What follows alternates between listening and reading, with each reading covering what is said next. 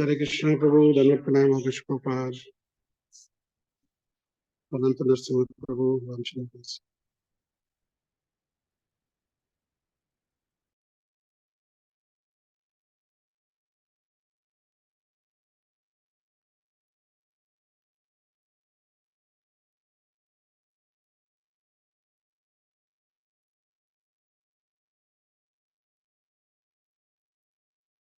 हरे कृष्ण प्रभु। हरे कृष्ण। हरे कृष्ण प्रभु।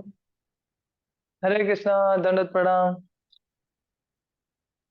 हरे कृष्णा, दंडवत प्रणाम प्रभु। All glories to Srila Prabhupada. How are you? All those fit and fine. Good, thank you, Prabhu.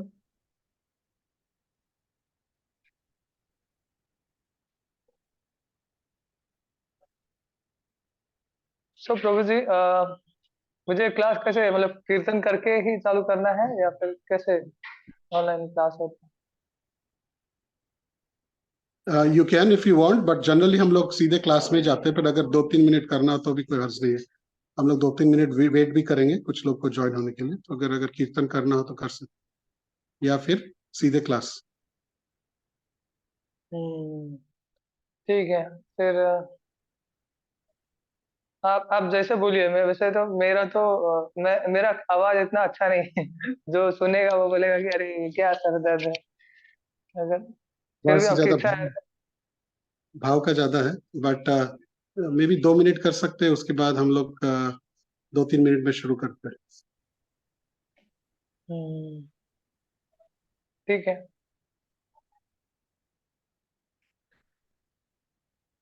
सारे join हो रहे हैं प्रभु, सो मे बी 1-2 मिनट में हम चालू करेंगे, सो आप कीर्तन कर सकते हो।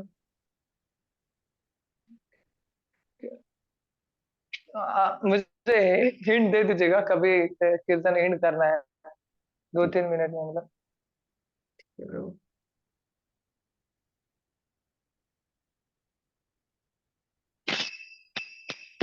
जय राधा माधव कुंज बिहारी,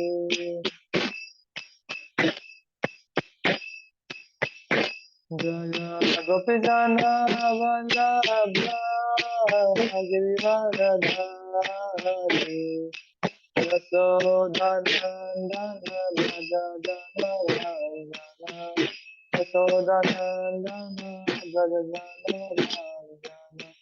यमुना तीरावनचारि, यमुना तीरावनचारि, जय राधा माधव कुंज बिहारी, हरे कृष्ण कृष्ण कृष्ण हरे हरे, हरे राम राम राम हरे हरे, हरे कृष्ण कृष्ण कृष्ण हरे हरे, हरे राम राम राम हरे हरे,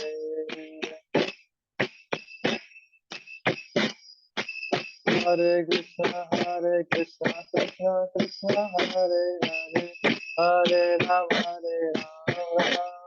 राम हरे हरे, हरे कृष्ण कृष्ण कृष्ण हरे हरे, हरे राम राम राम हरे हरे, हरे कृष्ण कृष्ण कृष्ण हरे हरे, हरे राम राम राम हरे हरे, हरे कृष्ण कृष्ण कृष्ण हरे हरे, हरे राम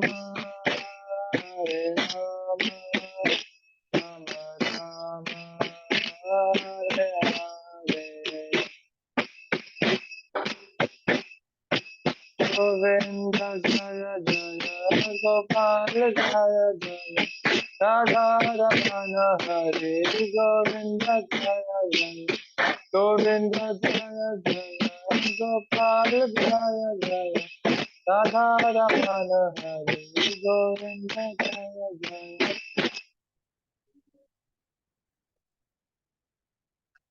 जगत गुरु श्री गोपाल की जय, अनंत कोटि वैष्णव वृंद की जय। तो हम स्टार्ट करें। Yes, Prabhu. Thank you so much for a wonderful kirtan. It was really melodious. Thank you. So I have good fortune to introduce you, Prabhu. So give me 1 second. I'm going to introduce you. So everybody, welcome to Wednesday Sadhu Sangha. Today we have the good fortune to hear from His Grace Ananta Narsimha Das Prabhuji. He is from ISKCON Juhu, Mumbai. So he got first exposure in the to the ISKCON in 2010 when he heard the first time lecture from His Holiness Loknath Swami Maharaj.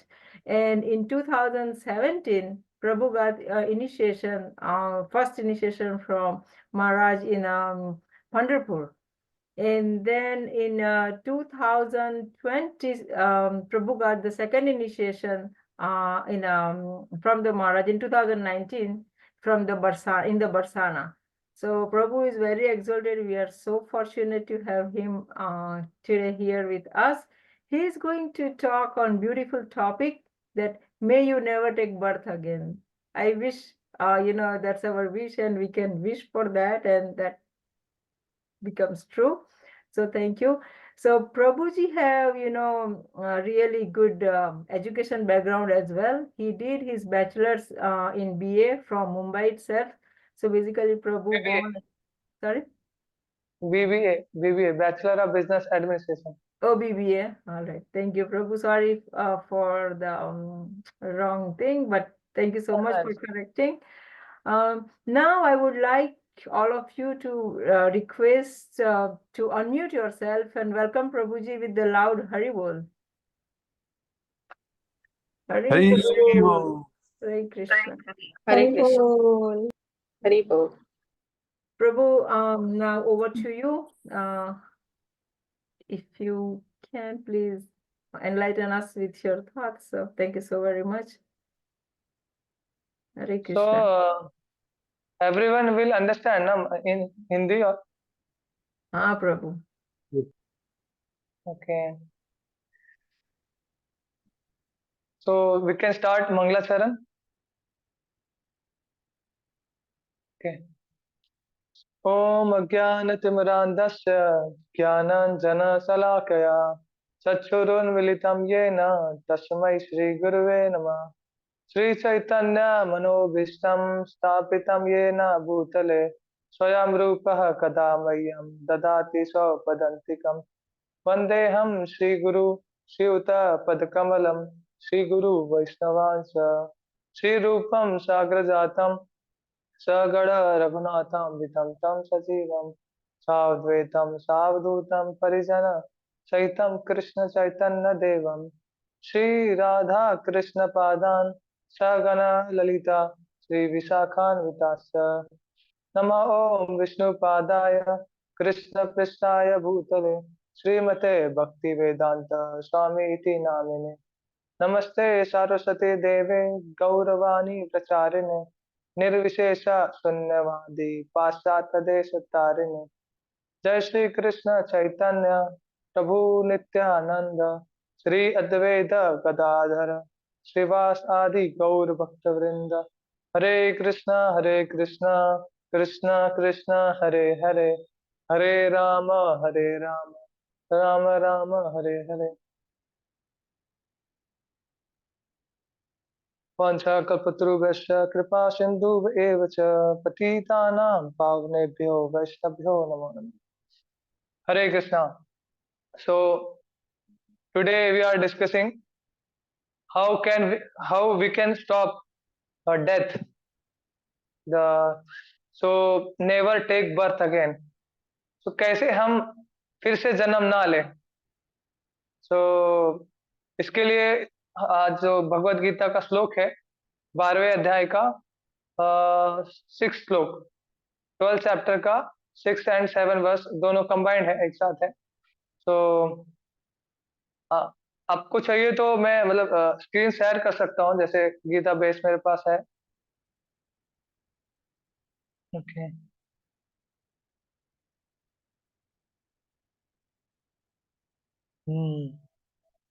तो ये श्लोक हम पढ़ के आज हम चर्चा करेंगे कि कैसे हम फिर से जन्म ना ले।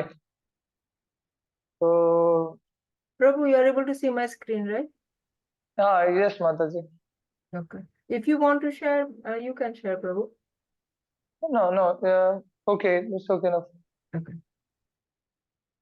सो हम सबसे पहले जो है मोस्ट इम्पोर्टेंट चीज है कि कोई भी चीज चालू करने से पहले या श्लोक रीड करने से पहले जो एक माइंड में हमारे रहना चाहिए, मतलब एक प्रिपरेशन बिफोर क्लास, ये कि हम श्लोक क्यों पढ़ रहे हैं, है ना, और श्लोक क्यों पढ़ रहे हैं और इसे पढ़ने से फायदा क्या होगा, ये बहुत जरूरी है। कि पहले तो ये बताना चाहूंगा कि हम ये श्लोक पढ़ रहे हैं, जैसे बोलते हैं ना लाइफ एक एग्जाम है ना, बहुत बार ऐसा सुनने को मिलता है, बोलते हैं लाइफ में बहुत बार ऐसा एग्जाम एग्जाम मीन्स क्या होता है। तो ऐसा तो नहीं है कि जैसे स्टूडेंट्स का होता है कि वो जाते हैं स्कूल में एग्जाम देने के लिए, जैसे अभी यहाँ के स्कूलों में एग्जाम चल रहे हैं। तो हमारे लाइफ में एग्जाम्स कैसे होते हैं, जब लाइफ में डिफिकल्टीज आती हैं, जब लाइफ में डिफिकल्टीज आती हैं, सो वो हमारे लिए एग्जाम्स हैं। और उस एग्जाम में जैसे स्टूडेंट्स लोगों का बुक्स होता है ना, उनको साल भर पढ़ना होता है, उस बुक से प्रिपेयर करना होता है, क्वेश्चन आंसर्स होते हैं। तो उसे अगर कोई उस चैप्टर को अच्छे से समझ गया, तो वो जो एग्जाम में क्वेश्चन आंसर आएगा वो इजीली सॉल्व कर सकता है, समझ सकता है। तो वैसे ही हमारे लाइफ में बहुत सारे मतलब जब तक इस लाइफ का एंड नहीं होता है तब तक लाइफ में डिफिकल्टीज आती रहती है। डिफिकल्टीज मीन्स एग्जाम्स होते रहते हैं हमारे, और फिर उस एग्जाम में पास होने के लिए जो चैप्टर है या जो जिसे हमें प्रैक्टिस करना होता है और लर्न करना होता है, सो वो है स्क्रिप्चर्स। स्क्रिप्चर्स अगर किसी ने, जैसे अभी ये जो सेशन है, जैसे ये जो क्लास है, हम सुन किस लिए रहे हैं, ताकि हमारे लाइफ में जो एग्जाम्स हैं, है ना, अभी तो आज तो सबसे बड़ा एग्जाम के ऊपर हमारा डिस्कस होने वाला है, या फिर उस लेसन के ऊपर हम डिस्कस करेंगे, नेवर टेक बर्थ अगेन। हाँ।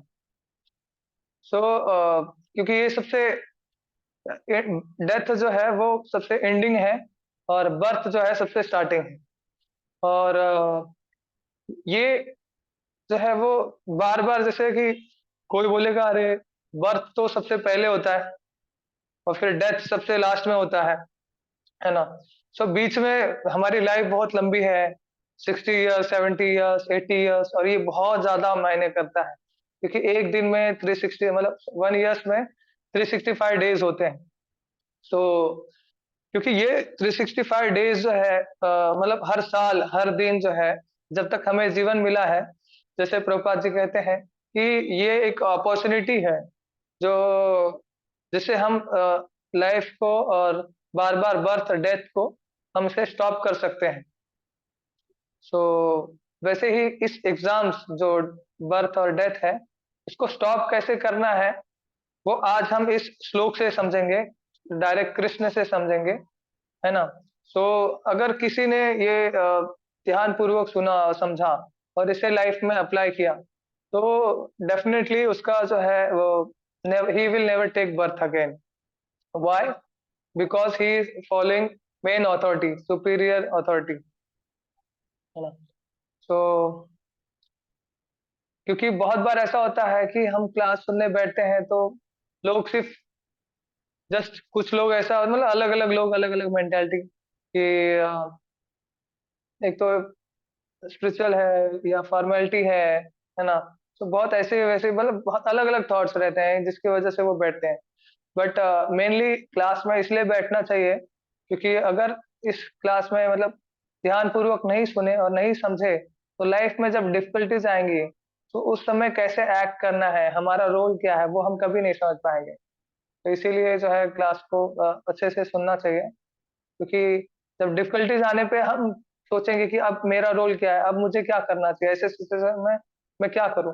सो वो समय, जैसे एग्जाम पेपर सामने है और तब वो सामने वाला कितना भी रिवाइज करना चाहे, कितना भी वो पहले बैक अपने समय को रिवाइंड करके वो पीछे जाके उसे याद करना चाहे, नहीं कर सकता।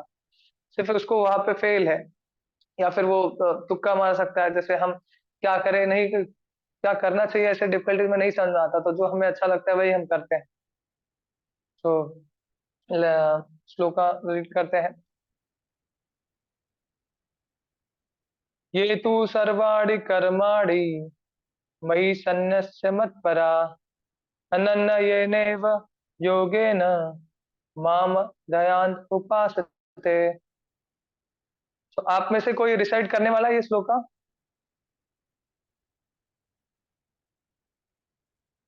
कोई प्रैक्टिस करना है, कोई ट्राई कर सकते हैं, करना चाहते हैं, बिकॉज ये एक प्लेटफॉर्म है जहाँ पे हम ट्राई कर सकते हैं। Anybody would like to, किसी को रिसाइट करना है बस? You can just call out some names. Ramchandra Prabhu, would you like to recite? मैं करते रहता हूँ, और किसी को चांस दीजिए। अच्छा ठीक है। अष्ट सखी Hare माता जी। Krishna Mata, Hare Krishna Mata ji. Can Yes, I Shankari can Mata I do ji, it? please. Yeah. Hare Krishna everyone. ये तु सर्वाणि कर्माणि मयि. Mataji, can you increase? Okay, yeah, I got it. ये तु सर्वाणि कर्माणि मयि सन्न्यस्य मत्पराः अन्येनैव योगिना मां ध्यायन्त उपासते तेषामहं समुद्धर्ता मृत्यु संसार सागरात् भवामि न चिरात् पार्थ मय्यावेशित चेतसाम्। कृष्ण।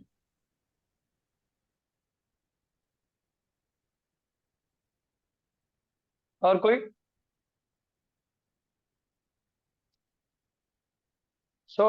जैसे मैं आपको एक चीज, हाँ यस माता जी। Okay. ये तु सर्वाणि कर्माणि मया सन्न्यस्य मत्परा अन्येनैव योगेन मा ध्यायत उपासते तेषामहं समृद्धता मृत्यु संसार सागरात् भवामि न चिरात् पार्थ मय्यावेशित चेतसाम्। हरे कृष्ण। और कोई दोहराना चाहते हैं?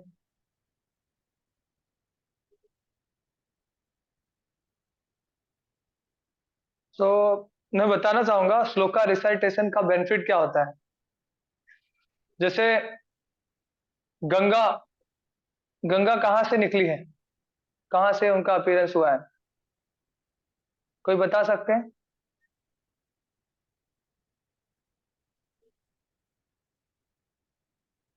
ओके, मैं खुद बताता हूँ। गंगा जो है ना, जैसे आप देखेंगे कि वो शिव जी के जटा से निकली है ना? हाँ, शिव जी के जटा से निकली है। वो जटा में गंगा आई कहाँ से, उनका अपीयरेंस कहाँ से हुआ? लेकिन शिव जी ने उनको मतलब शिव जी से वो प्रकट नहीं हुई, क्योंकि बहुत लोग ऐसा सोचते हैं कि शिव जी से ही प्रकट हुई है। लेकिन जब भगवान वामन जो है वो 3 पग धरती नाप रहे थे, तो जब बलि महाराज का बलि महाराज के जो पास टाइम है उसमें जब वो थर्ड स्टेप था, जब वो उन्होंने ऊपर अपना एक लोटस फीट ऊपर किया था, तभी ब्रह्मा जी तो तुलसी अपने कमंडल में उसमें जल था और तुलसी था। वो जल और तुलसी जब अभिषेक किए लोटस फीट का वामन देव का, तो उनके अंगूठे में से, पैर का जो अंगूठा है, वो एक बूंद पसीना ही गंगा है। जैसे वो एक बूंद पसीना जो है कृष्ण का तो देखेंगे कि जैसे पूतना, वो एक राक्षस थी, केचरी, है ना, उसने कृष्ण को जस्ट स्पर्श किया था, टच किया था, जिसकी वजह से उसकी बॉडी जो है, अभी सोचो कोई सब बैड चीजें ईटिंग करता है, बहुत खराब चीजें खाता है, तो उसके हमारे शरीर से क्या आता है एकदम जो भी हमारे शरीर के एग्जिस्ट वो है, जैसे नाक, आंख, कान, इससे क्या कभी सुगंध आता है हमारे शरीर से विदाउट परफ्यूम मारे? नहीं। लेकिन जब पूतना ने कृष्ण का स्मरण किया था, सॉरी स्पर्श किया था, टच किया था, तो पूरा बॉडी जो है उसके लाइफ के एंडिंग में, मतलब उसके डेथ पे इतना फ्रेग्रेंस हो रहा था जब उसके बॉडी के पार्ट्स को काट के जला रहे थे, यहाँ तक कि गंधर्व लोग भी, ऊपर के हायरली प्लेनेट के भी डेमिगॉड लोग आके सूंघ रहे थे, मतलब कहाँ है ये, क्या ऐसा सुगंध है ना, अगरबत्ती जैसा इतना सुगंधित क्या है, वो भी आके नीचे देख रहे थे। सो पता चला कि ये पूतना का शरीर है जिसे कृष्ण ने स्पर्श किया था। सो कृष्ण का स्पर्श करना और वो इतना बेनिफिशियल है। सो अगर कोई गंगा स्नान करता है तो उसके सारे पाप धुल जाते हैं कि नहीं? यस प्रभु जी। सो वैसे ही जो गंगा भगवान के चरणों से निकली, और ये भगवत गीता का श्लोक कहाँ से निकला है? उनके जिह्वा से। कोई भी भगवत गीता का श्लोक रिसाइट करता है ना, जैसे यहाँ पे अभी जितने भी डिवोटीज लोगों ने रिसाइट किया है, तो उनको बैठे बैठे सुबह सुबह उन्होंने गंगा स्नान का फल प्राप्त होगा। एक व्यक्ति जो दूर प्रयागराज में जाता है, मतलब तीर्थों का राजा प्रयागराज, संगम, जहाँ पे जाके स्नान करता है ना, या फिर कहीं ऐसे होली प्लेसेस में जाता है जहाँ पे गंगा है, वहां पे स्नान करता है, हम उसका बैठे बैठे फायदा उठा सकते हैं। कैसे? जस्ट श्लोका रिसाइट करके। जिन्होंने भी ये श्लोका रिसाइट किया है उनको ये एग्जैक्टली जो तीर्थ में जाके गंगा स्नान करते हैं वो बेनिफिट मिल गया है, प्योरीफाई हो गए। इसलिए प्रभुपाद जी ने ये प्रोसेस रखा है कि हम श्लोका रिसाइट करने से हम प्योर, हमारा प्योरिफिकेशन होता है, हम प्योर होते हैं ना, शुद्धिकरण होता है, हमारे अंदर की गंदगियां निकलती हैं, क्योंकि इसके अंदर ऐसा स्ट्रेंथ है। सो ज्यादा इसके ऊपर नहीं बोलेंगे, नहीं तो फिर मेन टॉपिक छूट जाएगा। सो श्लोका रिसाइटेशन का बहुत बेनिफिट है। अगर कोई उसे रिसाइट करता है तो बहुत सारे ऐसा है कि इतने बेकार से, जैसे ठीक है हम फिर कभी चर्चा करेंगे किसी और टॉपिक में, हम अभी ओरिजिनल टॉपिक लेते हैं, मतलब नेवर टेक बर्थ अगेन उसके ऊपर। तो और सबसे पहले ये कहना चाहूंगा, ये ऐसा प्लेटफॉर्म है जहाँ पे आप जैसे कोई घर पे, स्कूल में या जॉब पे या फ्रेंड्स लोगों के साथ इतना प्रैक्टिस नहीं कर सकता है जहाँ पे यहाँ पे, क्योंकि ये एक ऐसा प्लेस है जहाँ पे गलत होगा तो हम उसको करेक्ट कर सकते हैं, सुधार सकते हैं, और एक राइट पर्सन के सामने आप करेंगे तो आपको राइट वे मिलेगा, समझ में आएगा कि हाँ ये मैं श्लोक का रिसाइट सही कर रहा हूँ या गलत कर रहा हूँ, है ना। तो इसलिए श्लोक का रिसाइट करना बहुत जरूरी होता है, अच्छा होता है। तो आज आज का अनुवाद।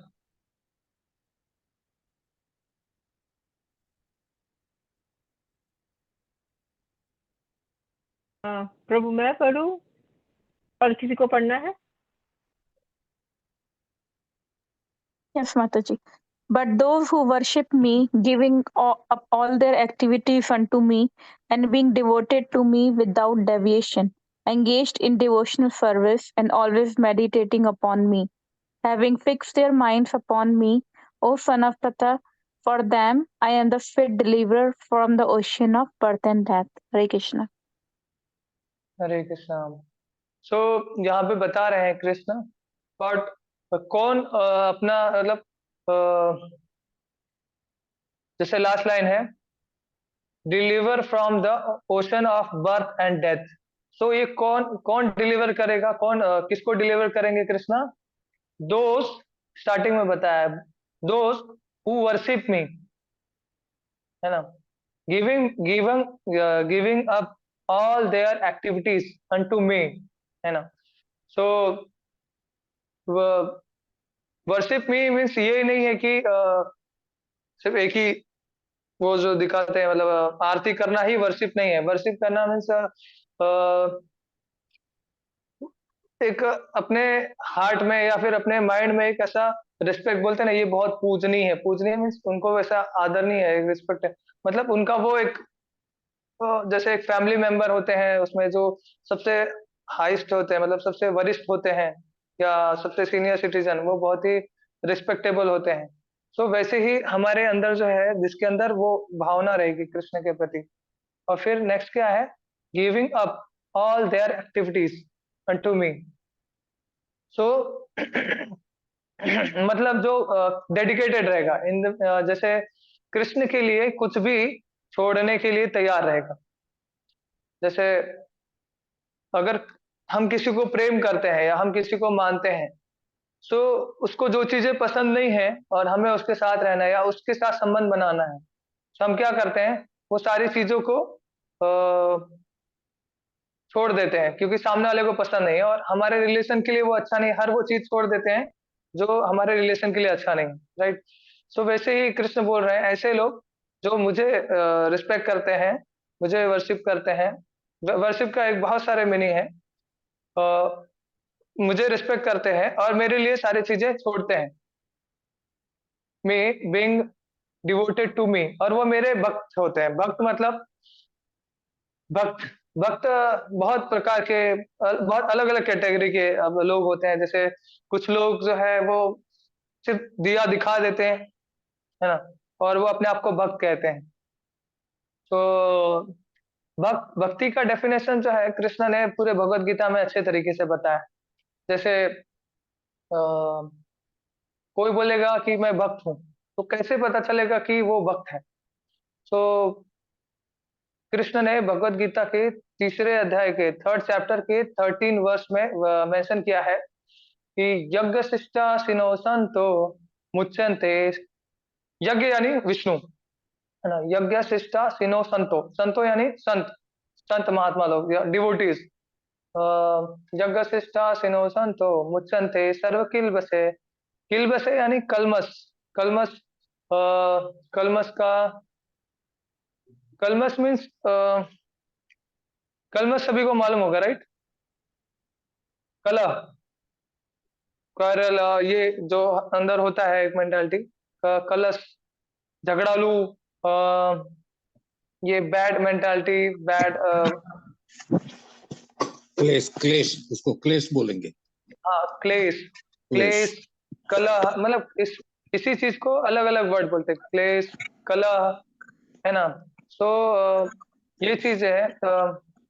मुचंते सर्व किल्बसे, है ना, मुचंते सर्व किल्बसे भुजंते। भुजंते यानी भोजन, भोजन अगम पाप ये पचनते आत्म कारणात्। पचनते यानी पचाना होता है ना, डाइजेस्टिंग। तो यहाँ पे मेंशन करते हैं कि दो प्रकार के डाइजेस्ट करने वाले व्यक्ति होते हैं, है ना। तो सबसे पहले बोलते हैं कि भगवान के भक्त यानी भक्त जो है सभी प्रकार के पापों से मुक्त होते हैं। जो डिवोटी होते हैं वो सभी प्रकार के सिन से मुक्त होते हैं, लिबरेट होते हैं। तो क्यों क्यों होते हैं? क्योंकि वो यज्ञ में अर्पित किए भोजन को ही खाते हैं। यज्ञ में अर्पित यानी विष्णु को ही भोग लगा के खाते हैं, है ना।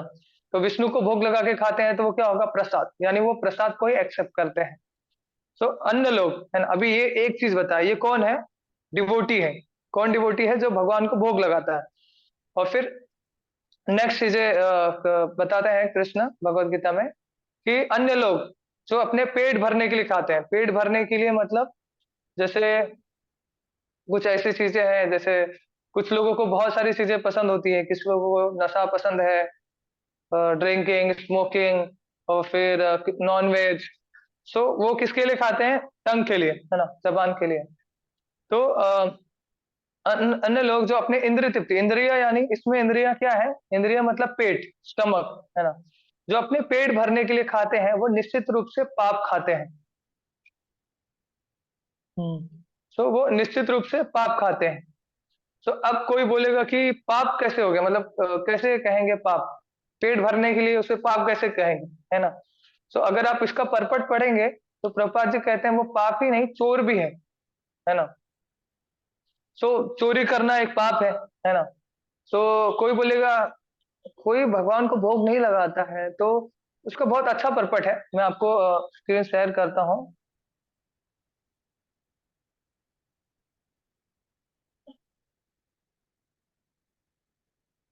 ठीक है प्रभु, आप कर सकते हैं।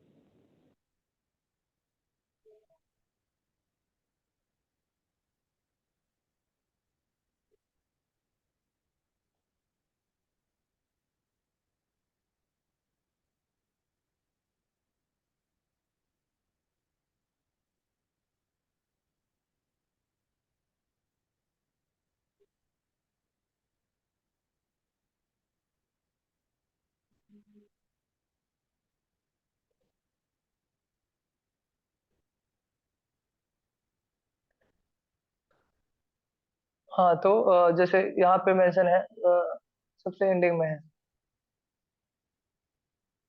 सबसे एंडिंग के लाइन में देखेंगे तो लिखा है यहाँ पे, जो व्यक्ति चोर तथा पापी दोनों हो, भला वह किस तरह से सुखी रह सकता है ना। सबसे लास्ट में पैराग्राफ देखेंगे तो यहाँ पे लिखा है, जो व्यक्ति चोर तथा पापी दोनों हो, भला वह किस तरह सुखी रह सकता है, यह संभव नहीं है ना।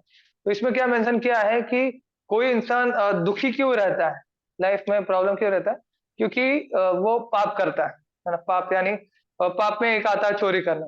सो चोरी, इसमें चोरी मतलब जो भी बैड कर्मास है, मतलब बैड थिंग्स है, बैड ये जो है कि चोरी करना, मारपीट करना, ये जैसे जो भी ये बैड वर्क है या बैड कर्म, बुरे कर्म है, ये सारे बुरे कर्म का रिजल्ट होता है हमारे लाइफ में। जो जैसे पाप का डेफिनेशन देखेंगे तो क्या है, पाप मीन्स क्या, सिन। सिन मीन्स क्या है, प्रॉब्लम्स। प्रॉब्लम्स क्या है, प्रॉब्लम से क्या आते हैं, पेन आता है ना हमारे लाइफ में। सो इसका रूट कॉज क्या है, बैड कर्मा। सो एक इसमें बैड कर्मा क्या है, भगवान को भोग नहीं लगाना। जब भगवान को भोग नहीं लगाते हैं तो कोई बोलेगा पाप कैसे है। अगर मैं इसे श्लोक को अच्छे से पहले पढ़ देता हूं आपके लिए। भगवत भक्त या कृष्ण भावना भावित पुरुषों को संत कहा जाता है। ये सदैव भगवत प्रेम में निमग्न रहते हैं, जैसा कि ब्रह्मा जी ने कहा है ब्रह्म संहिता में 5th चैप्टर के 38 वर्ष में। हम श्लोक नहीं पढ़ेंगे। प्रेमांजन सुर भक्ति विलोचने न संत सदैव हृदयेषु विलोकयन्ति। संत गण श्री भगवान गोविंद, यानी गोविंद नाम का, कृष्ण का जो नाम है गोविंद, उसका मीनिंग यहाँ पे बता रहे हैं, एक्सप्लेन कर रहे हैं। समस्त आनंद के दाता या मुकुंद, यहाँ मुकुंद के नाम का भी स्पेलिंग मतलब उसका भी मीनिंग बता रहे हैं, मुक्ति के दाता। या कृष्ण, कृष्ण के भी नाम का स्पेलिंग बता रहे हैं, मीनिंग बता रहे हैं। सबों को आकृष्ट करने वाले पुरुष, के प्रगाढ़ प्रेम में मग्न रहने के कारण कोई भी वस्तु परम पुरुष को अर्पित किए बिना ग्रहण नहीं करता, है ना। तो यहाँ पे जैसे मैं बता रहा था कि बहुत लोग होते हैं अपने आप को भक्त बोलते हैं। तो यहाँ पे भक्त का डेफिनेशन क्या है, यहाँ पे क्या बता रहे हैं प्रभुपाद जी, वो कोई भी चीज वो भगवान को भोग लगाए बिना नहीं खाएगा, या कोई भी चीज भगवान को ऑफर किए बगैर उसे एक्सेप्ट नहीं करेगा। सेम चीज यहाँ पे बता रहे हैं, अर्पित किए बिना ग्रहण नहीं करते हैं। फलतः ऐसे भक्त पृथक पृथक भक्ति साधनों के द्वारा, भक्ति साधन के द्वारा मतलब साधन क्या है, रीडिंग है, हियरिंग है, चैंटिंग है और सेवा, ये 4 चीजें साधन है। साधन यानी जरिया, रीडिंग, हियरिंग, चैंटिंग, सेवा। भक्ति साधनों के द्वारा यथा, इसमें ऑलरेडी एक्सप्लेन कर दिया है, श्रवण करना यानी हियरिंग, कीर्तन करना, स्मरण करना, अर्चन आदि के द्वारा यज्ञ करते रहते हैं। यज्ञ करते हैं मतलब ऑफर करते हैं कृष्ण को, जैसे यज्ञ कृष्ण की प्रसन्नता के लिए होता है, वैसे ये सारी चीजें करते रहते हैं, के द्वारा यज्ञ करते रहते हैं, जिससे वे संसार के संपूर्ण पाप में, है ना। तो यहाँ पे बताया सिन से कैसे हम मुक्त हो सकते हैं, कैसे छुटकारा पाया जा सकता है। ये हियरिंग जैसे यहाँ पे बताया है, श्रवणम, कीर्तनम, विष्णु स्मरणम, अर्चनम, वंदनम, दास्यम, साख्यम, भक्ति की जो 9 विधियां हैं उसके द्वारा। तो सबसे फर्स्ट है बताया हियरिंग करना, तो जिससे वे संसार के संपूर्ण पापमय संगति के कलमश से दूर रहते हैं। कैसे दूर रहते हैं, ये डिवोशनल सर्विस करके। अन्य लोग जो अपने लिए इंद्र तृप्ति के लिए भोजन बनाते हैं, मतलब वो कैटेगरी जो अभी यहाँ पे बता रहे हैं, एक तो बता दिया कि भगवान के भक्त क्या करते हैं, भक्त का डेफिनेशन क्या है, वो भोग लगा के खाएगा। और दूसरा डेफिनेशन क्या है, जो अभक्त है वो यहाँ पे बता रहा है, अपने अन्य लोग जो अपने लिए इंद्रिय तृप्ति के लिए भोजन बनाते हैं, मतलब खुद के पेट भरने के लिए बनाते हैं, वह न केवल चोर हैं अपितु सभी प्रकार के पापों को खाने वाले हैं। जो व्यक्ति चोर तथा पापी दोनों है, भला वह किस तरह सुखी रह सकता है, यह संभव नहीं। अतः सभी प्रकार से सुखी रहने के लिए मनुष्य को पूर्ण कृष्णा भावनामृत में संकीर्तन यज्ञ करने की सरल विधि बताई जानी चाहिए। अन्यथा संसार में, है ना, संसार में मतलब पर्टिकुलर प्लेस का मेंशन नहीं किया है कि इंडिया में, पाकिस्तान में, चाइना, नहीं, मतलब ऑल ओवर वर्ल्ड, पूरे प्लेनेट में। अन्यथा संसार में शांति शांति या सुख नहीं हो सकता है। तो अगर किसी को शांति चाहिए या सुख चाहिए, है ना, पीसफुल या हैप्पीनेस चाहिए, तो उसके लिए क्या करना पड़ेगा, सरल विधि यानी सिंपल स्टेप्स है, डिवोशनल सर्विस करना होगा। तो जैसे यहाँ पे बताया है कि हाँ, उसको 12 चैप्टर के 6 वर्स में जैसे बताया है कि वो मेरे भक्त, but those who worship me giving up all their activities unto me, है ना। तो अगर कोई भगवान का भक्त है तो वो क्या गिव अप करेगा, ऐसी चीजें जो भगवान को भोग नहीं लगती है ना, तो वो गिव अप करेगा। और फिर giving up all their activities unto me, वो सारी चीजें कृष्ण को अर्पण कर देगा, वो सारी चीजें छोड़ देगा कृष्ण के लिए।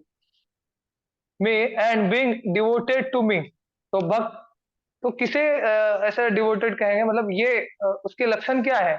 भक्त कोई बोलेगा ना कि मैं डिवोटी हूँ, मैं कृष्ण के लिए बहुत डिवोटेड हूँ, तो उसका सबसे पहले फर्स्ट सिम्टम है कि वो भगवान को भोग लगाए बिना नहीं खाएगा, है ना।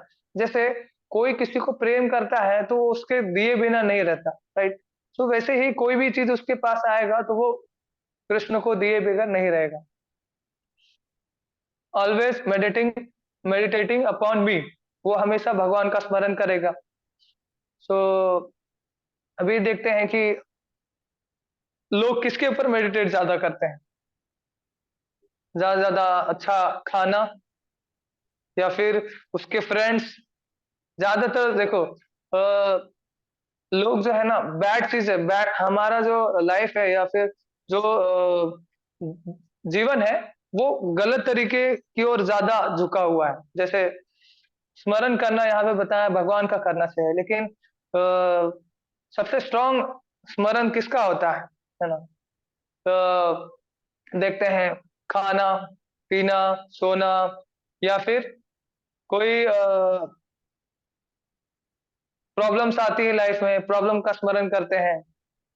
ये नहीं मतलब प्रॉब्लम्स को हमारे लाइफ में हम इतना प्रायोरिटी देते हैं कि कृष्ण से ज्यादा, कभी कभी ऐसा होता है कि हम कृष्ण से ज्यादा प्रॉब्लम्स को प्रायोरिटी देते हैं और उनका प्रॉब्लम्स का स्मरण करते हैं।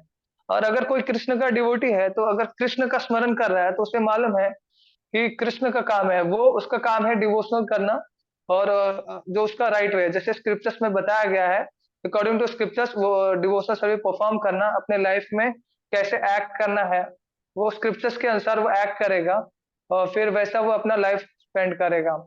और वैसे ही वो सारे कार्य भगवान को समर्पित करते हुए मतलब कृष्ण को फॉलो करेगा,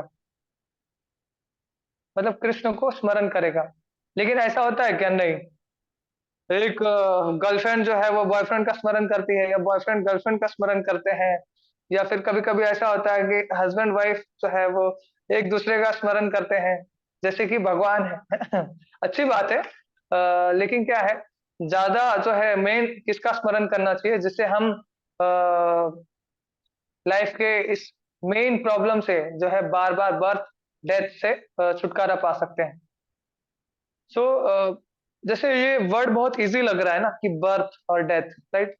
लेकिन जब कोई बच्चा जन्म लेता है ना, तब आप उसे देखते हैं क्या वो बहुत खुश है। किसी ने देखा है ऐसा कि बच्चा पैदा होते ही वो बहुत खुश है, बहुत हंसता है, किसी ने देखा है? नहीं, राइट। वो कितना पेनफुल सिचुएशन में होता है, कितना रोता है वो। क्यों रोता है? क्योंकि उसकी बॉडी एक तो ऐसे इतनी मुलायम और इतना कमजोर होता है, और उसमें वो कहाँ पे मतलब जो हमारे ह्यूमंस लोगों की एंट्री कहाँ से होती है, सबसे स्पेशल जगह से वो जैसे थर्ड कैंटो में बताया भागवतम के, वो कहाँ पे रहता है, पेट में। उसको बहुत बार ऐसा होता है कि यूरिन की वजह से उसकी बॉडी में बहुत इचिंग होता है। जब इचिंग होता है तो वो किक मारता है। जब वो किक मारता है तो पेरेंट्स कितने खुश होते हैं कि मेरे बेटे ने किक मारा है ना। लेकिन वो हैप्पी रहता है कि नहीं, वो बहुत पेनफुल रहता है कि बिकॉज उसको यूरिन जो है उसकी बॉडी में लगता है, वो उसको इचिंग होता है। तो वो जब वो बर्थ होता है, तो वो तो डॉक्टर लोग अच्छे से देखते हैं या जानते हैं। जब उसका जन्म होता है किसी मनुष्य का, तो ब्लड 1 नंबर 2 नंबर, मतलब वो ऐसा हमारा एंट्री होता है। किसी का ऐसा एंट्री देखे नहीं। जिसका स्टार्टिंग ऐसा है, ऐसा नहीं कि सिर्फ स्टार्टिंग हमारा अच्छा होता है, भले से अभी हम भूल गए हैं, 5 स्टार में रहते हो या फिर अच्छे से खाते हो, अच्छे से रहते हो, हम अपने बॉडी के लिए एक अच्छा सा मतलब नहाते धोते और एकदम अच्छे से रखते हो, बट हमारी एंट्री ऐसे ही हो बहुत पेनफुल सिचुएशन में, मतलब इतना कि उस कमजोर शरीर को उस जगह में, थोड़ी सी जगह में रहना, वो भी यूरिन के साथ और स्टूल के साथ में रहना, फिर इतना पेनफुल है कि वो वही जानता है। जैसे अगर जब हमें कुछ कटता है, शरीर में कुछ इंजरी होता है, तो हमें बहुत पेन होता है, तो हम सोचते हैं कि कितने जल्दी हमें तकलीफ से छुटकारा मिल जाए, आराम मिल जाए, हम मेडिसिन खाते हैं, है ना। तो उस समय जो हमें फील होता है ना, उस समय जो पेन होता है ना, बाकी के समय जो है उस पेन का ऐसा रियलाइजेशन नहीं होता है कि क्या मतलब बाकी के समय ऐसा फील नहीं होता है। वैसे हम वो चीज भूल गए हैं कि हमें कैसा होता है। और जो लाइफ का एंडिंग पार्ट है, एंडिंग यानी डेथ, जब लाइफ डेथ होता है, सो ऐसा मेंशन है गरुड़ पुराण में, जो बिच्छू होता है ना, बिच्छू स्कॉर्पियो बोलते, राइट। बिच्छू 40,000 बिच्छू, एक दो बिच्छू नहीं, 40,000 बिच्छू एक साथ डंक मारते हैं ना, जाके वैसा पेन होता है एक डेथ पर्सन को। बहुत लोगों का ऐसा जगह, मैं जब भी मंदिर में बुक डिस्ट्रीब्यूट करता हूँ, तो बहुत सारे ऐसे लोग आते हैं, पूछते हैं कि मरते वक्त कैसा होता है, क्या फील होता है, क्या सिचुएशन रहता है, या फिर कहाँ जाते हैं, कैसा होता है। तो इसमें एक मेंशन किया गया है कि जब कोई मरता है तो 40,000 बिच्छू जैसा डंक मारते हैं, वैसा पेन होता है। उस समय ऐसा फील होता है, मतलब वो उस पेन से हम ऐसा नहीं कि सिर्फ मुझे, जितने भी लोगों ने जन्म लिया है, जिसके पास भी ये शरीर है, वो सबको इससे सफर करना पड़ता है ना।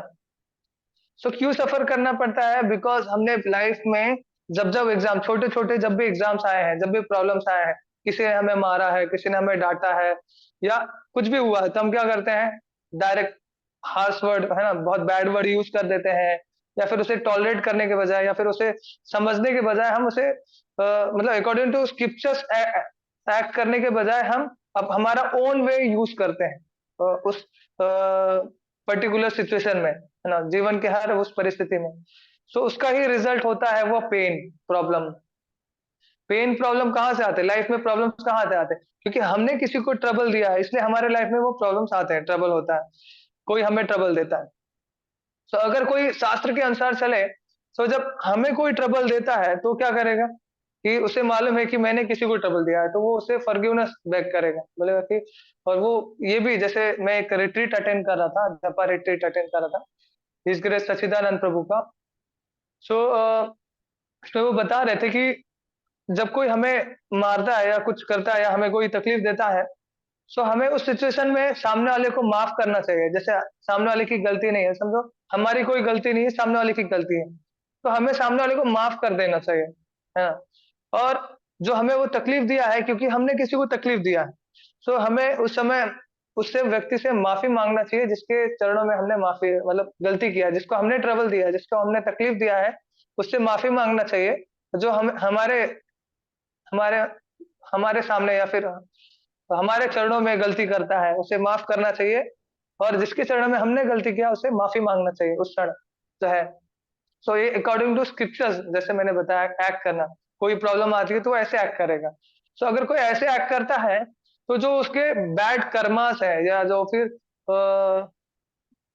बैड जो उसकी लाइफ में लिखे हुए हैं, है ना, जैसे कि बहुत हम देखते हैं हाथ है, हाथ में लकीरें हैं, राइट? ये ऑलरेडी कैसे ये लकीरें लिखी गई हैं? जैसे ज्योतिष के पास जाएंगे तो बताते हैं कि आपका जन्म इतना समय है, आपको इतने बच्चे होंगे, आपको ऐसा जन्म हो, मतलब पूरा मतलब ये बताते हैं। तो ये कैसे हमारे इस जन्म के बारे में बताते हैं? क्योंकि पिछले जन्म में हमने वैसा कर्मा किया था, उसी के अकॉर्डिंग हमारे ये लकीरें खींचे गए हैं, उसी के अकॉर्डिंग हम ये लाइफ को स्पेंड करते हैं, हमारे लाइफ में प्रॉब्लम्स आते हैं। सो वैसे ही हम इस जन्म में जैसे एक्ट करेंगे, जैसे हम कर्मा करेंगे, वैसे हमें अगले जन्म में मिलेगा। सो अगर किसी को अगला जन्म मतलब नेक्स्ट बर्थ अगर नहीं लेना है, तो उसको कृष्ण कॉन्शियस में एक्ट करना पड़ेगा, अकॉर्डिंग टू स्क्रिप्चर्स एक्ट करना पड़ेगा। तो स्क्रिप्चर्स ऐड करना पड़ेगा, तो यही है कि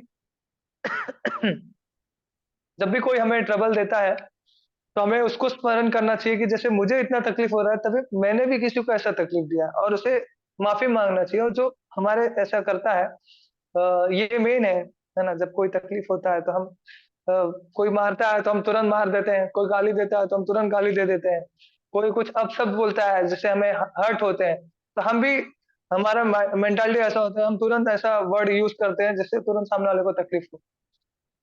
तो हम देखते हैं भगवत गीता के श्लोक में कृष्ण क्या कहते हैं, है ना?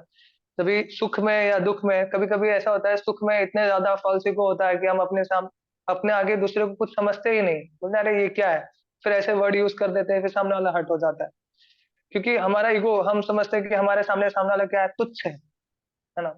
जबकि हम भूल जाते हैं कि हमारे पास बहुत सारे ऐसे बैड कर्मास है हमारे पास, मतलब एक से फिर से एग्जाम आने वाला है, मतलब फिर से न्यू प्रॉब्लम लॉन्च होने वाली है, फिर से हम उस हमारे लाइफ में ट्रबल आने वाला है, वो भूल जाते हैं उस क्षण। सो है, इसीलिए जो है वो किसी से जो भी है बैड तरीके से एक्ट करते हैं।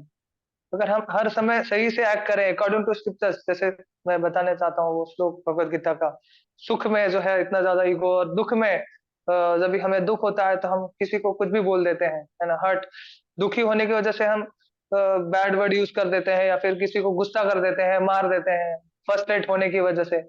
सो भगवत गीता में क्या कहते हैं कृष्ण?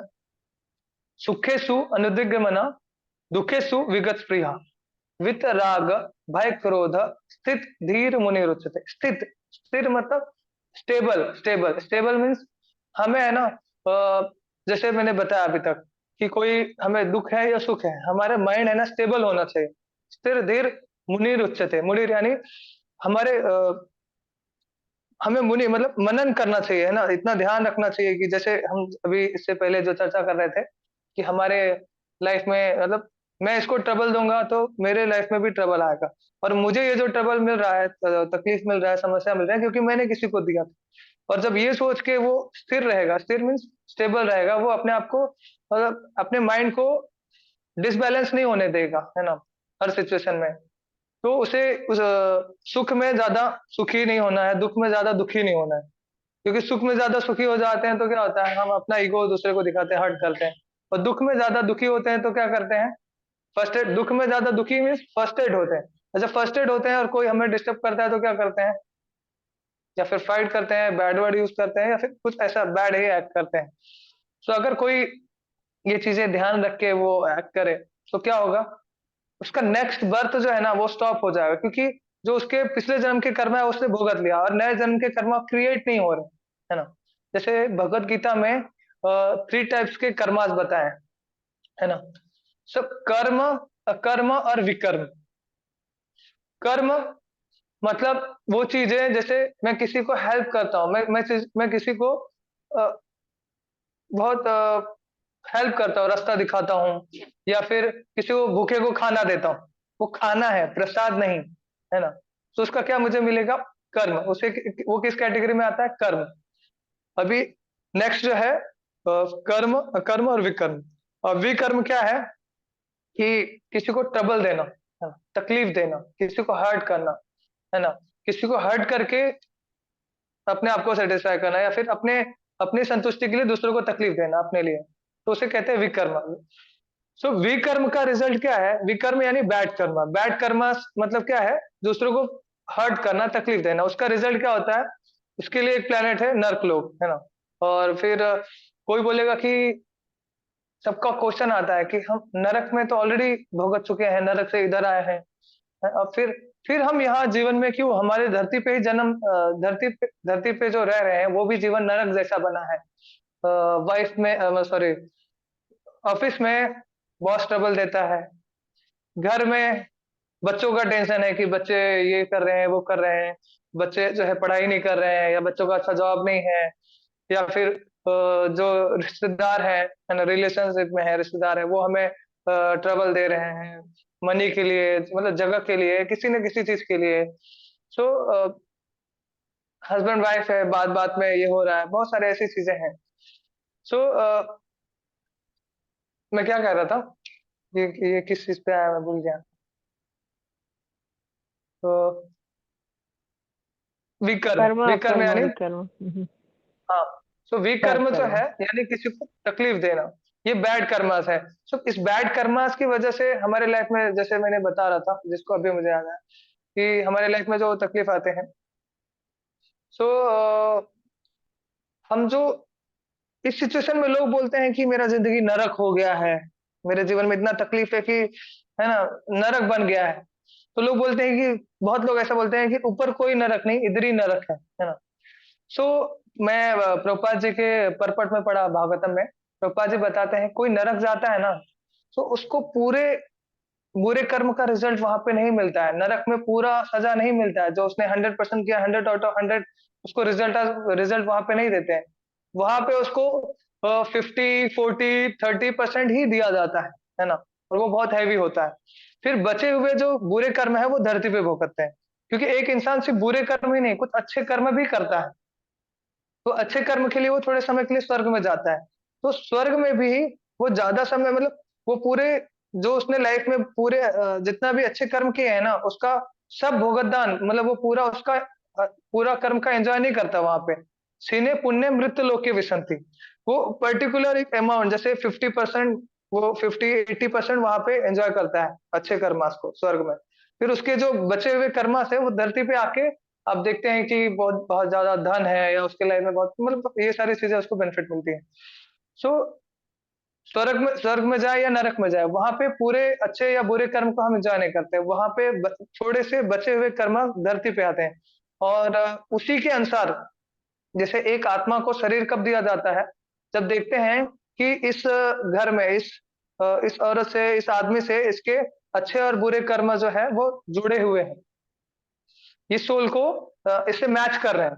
ये जो आत्मा है, इसको अगर इस घर में देंगे, तो इसके जो बचे हुए बैड कर्मास है और गुड कर्मास है, इसे ये यहाँ पे एंजॉय कर सकता है, भोग सकता है।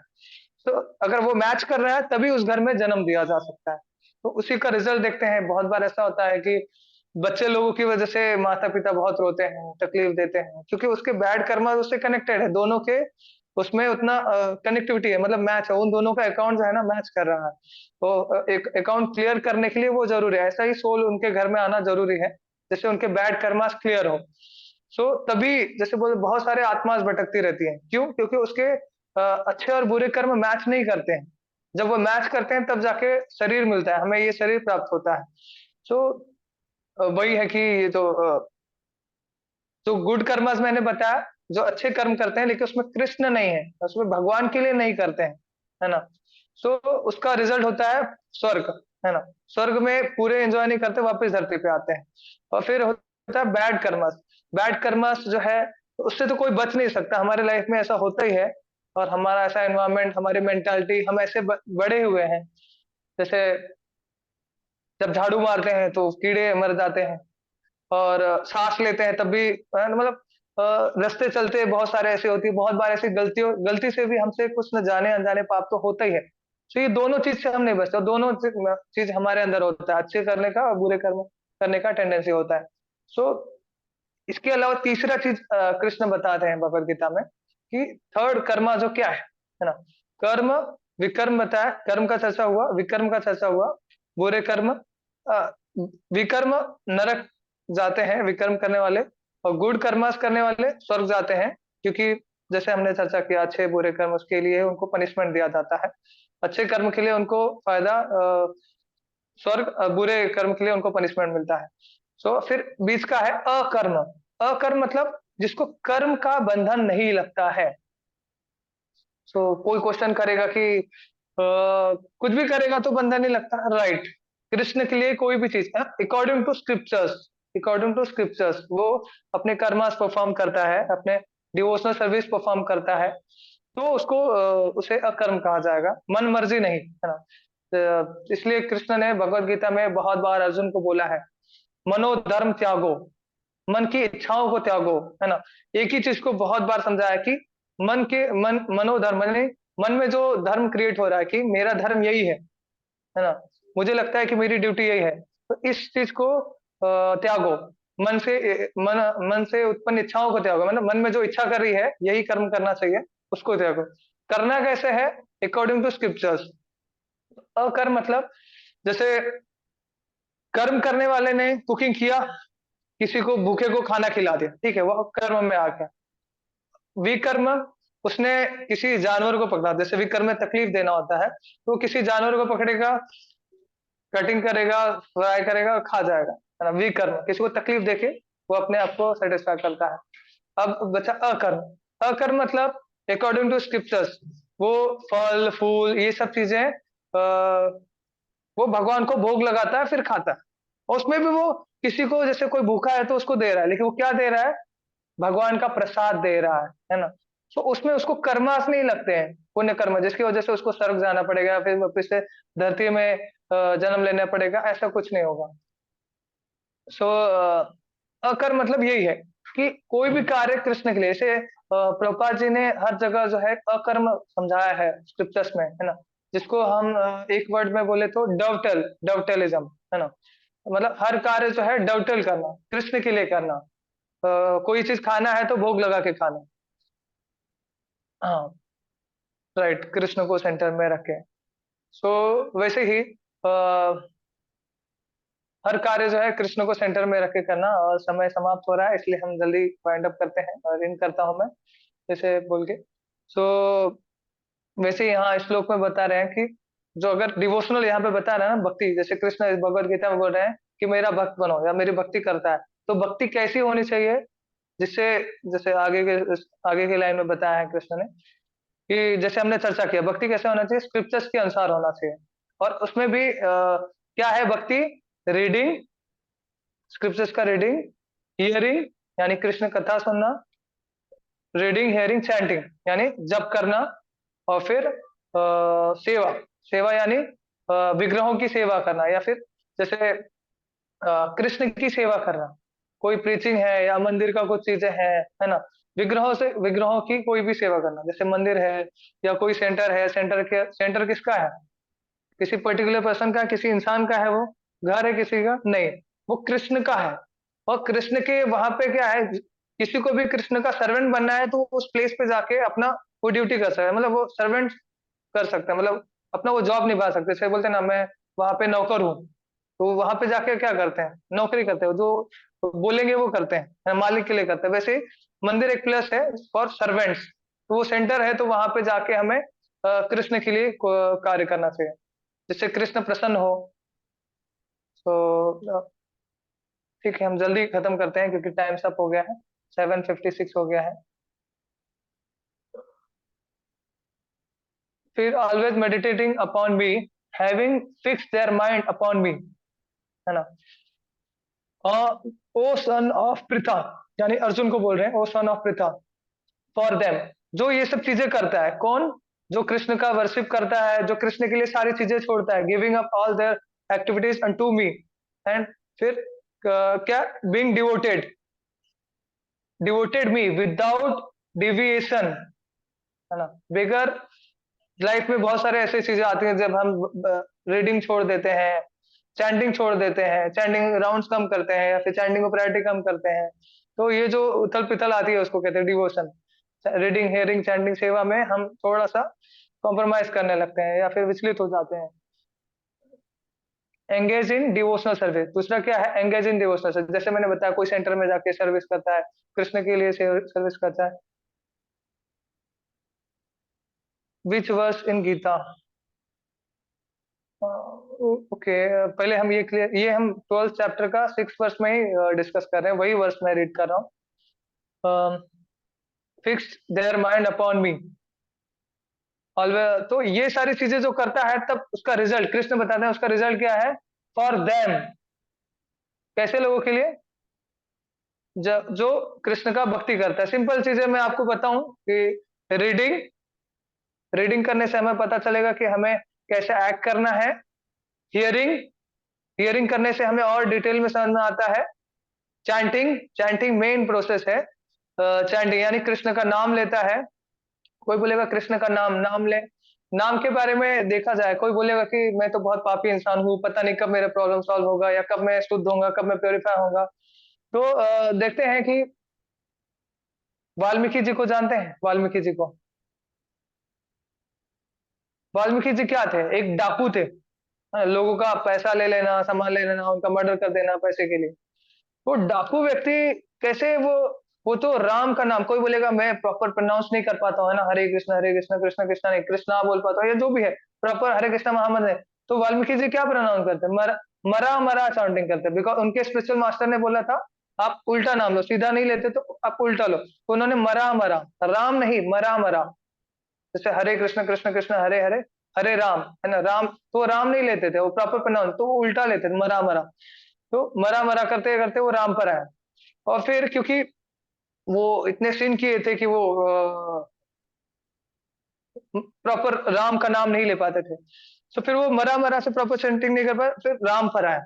राम का नाम कंटिन्यूसली कंटिन्यूसली लेते लेते, है ना, वो राम के आने से पहले पूरी रामायण लिख दिया उन्होंने। और फिर राम जब आए तो वो राम के 12 गुरु थे, उसमें से एक आते हैं वाल्मीकि जी। और सीता माता किसकी कुटिया में, जब राम जी ने उनको छोड़े, मतलब जैसे कि वो सिचुएशन हुआ था धोबी का जिसकी वजह से उनको जाना पड़ा था, तो किसकी कुटिया में थी? वाल्मीकि जी, यही वाल्मीकि जी जो डाकू थे, है ना, बहुत एक नंबर के मतलब सीनर थे। और फिर राम के आने से पहले पूरी रामायण लिख दिए। और फिर वो ऋषि नहीं बने, उनके बट आगे ऋषि नहीं लगाया जाता है, महर्षि लगाया जाता है। महर्षि मतलब महर्षि, एक स्टेप आगे महर्षि वाल्मीकि, है ना। सो सिंपल है, किसी को भी अगर मतलब हायर एलिवेटेड होना मतलब प्रोग्रेस करना है तो उनका नाम, है ना। और कोई कितना भी बड़ा प्रॉब्लम हो, किसी भी सिचुएशन में हो, जैसे बहुत लोग बोलते हैं किसी का डेथ हो गया है, तब भी राम नाम, क्या बोलते हैं? राम नाम, क्या बोलते हैं? राम नाम सत्य है। सत्य है। हाँ, सत्य है मीन्स ट्रुथ है, ट्रुथ, सत्य बोलते हैं ना, सत्य नारायण, है ना। या फिर कृष्ण की कोई कथा अटेंड करने जाते हैं तो उसको क्या बोलते हैं? सत्संग करने जाते हैं, सत्य का संग करने जाते हैं, है ना, सत्संग करने जाते हैं। सत्य नारायण सत्संग, वो सत्य का सत्य नारायण, कृष्ण का एक नाम है सत्य नारायण। सो वैसे ही राम नाम जो है ना ट्रुथ है। सत्य का एक मीनिंग है शाश्वत, इटर्नली, है ना, जिस जो कभी नाश नहीं होता, जो कभी खत्म नहीं होता, जिसका बेनिफिट कभी लॉस नहीं, मतलब कोई जरा सा भी गलती से भी मतलब वर्ड र कहीं और है, अ कहीं और है, म कोई और है, गलती से कोई नाम लेता है तो उसको थोड़ा सा बेनिफिट जरूर मिलेगा, क्योंकि राम का नाम है। पूरा नहीं, क्योंकि उसने जैसे कोई बैड वर्ड दे रहा है और उसमें र और अ की मात्रा और म आ रहा है, तब भी उसको बेनिफिट मिलेगा, लेकिन थोड़ा सा मिलेगा। वो थोड़ा थोड़ा जो है उसे कहते हैं अज्ञात सुकृति, ऐसे अज्ञात सुकृति बढ़ती है। तो वैसे ही राम के नाम में इतना पावरफुल है। कोई उन्होंने रामायण लिखा, कोई ऐसा बोलता है कि ये डाकू का रामायण है मैं नहीं पढ़ूंगा? कोई ऐसा बोलता है? नहीं। क्या बोलते हैं? महर्षि वाल्मीकि जी, उनके पास्ट को कोई नहीं देखता, उनके प्रेजेंट को देखते हैं कि वो कितने बड़े वो है, उन्होंने कैसे लाइफ में इंप्रूवमेंट लाया। तो वैसे हम, ये मैटर नहीं करता हमने पास्ट में क्या किया है, भगवान के नाम में ये स्ट्रेंथ है कि वो हमें इतना प्रोग्रेस कर सकता है। उसके एग्जांपल सिर्फ महर्षि वाल्मीकि जी ही नहीं है, और भी है। ध्रुव महाराज क्या करते थे? ओम नमो नारायण, मतलब वो नारायण ये कौन है? कृष्ण का नाम है। सो भगवान के नाम में इतना पावरफुल है कि उससे ज्यादा कोई नहीं। इसलिए रीडिंग हियरिंग, ये हमारे रीडिंग हियरिंग हमें जीना कैसे है ये बताते हैं, है ना। हमारे लाइफ में एग्जाम जो होते हैं, हमारे लाइफ में जो ट्रबल्स होते हैं, उसमें लाइफ में डिवोटी के भी लाइफ में प्रॉब्लम होते हैं, ठीक है, उस सिचुएशन में भी वो कैसे आदर्श स्थापित करता है, आइडियल बनता है, वो अकॉर्डिंग स्क्रिप्चर्स के अकॉर्डिंग चलता है, इसीलिए वो एक आदर्श स्थापित करता है। अगर कोई अच्छे से रीडिंग ना करे, अच्छे से हियरिंग ना करे, तो क्या होगा? समझ में ही नहीं आएगा कि ऐसे सिचुएशन में करना क्या है, वो विचलित हो जाएगा, डिस्टर्ब हो जाएगा उसका माइंड। तो इसलिए रीडिंग, हियरिंग, चैंटिंग, है ना।